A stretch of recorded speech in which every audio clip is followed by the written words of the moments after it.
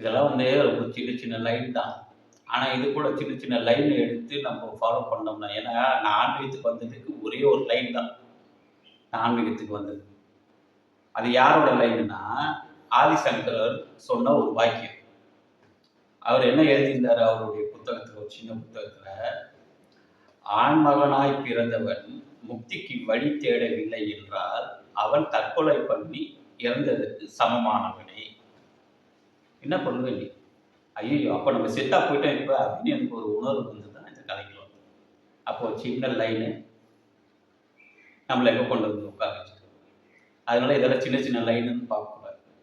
அதுதான் இவரு என்ன சொல்றாருன்னா, சேர்க்கையுடன் அகாரம், உகாரம் 2ம் தினந்தோறும் ஜபித்தவனே சித்தனாமே.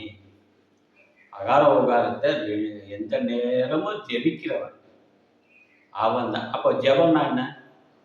அகார உகாரத்தை செய்யறதுக்கு பேர் ஜபம்.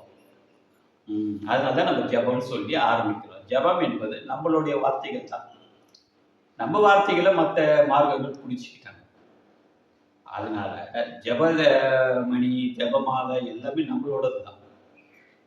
அதை வந்து வெளியில நாட்டு மகான்கள் ஜெபிச்சதுனால அவங்க அதை வந்து ஃபாலோ பண்ணிக்கிட்டாங்க.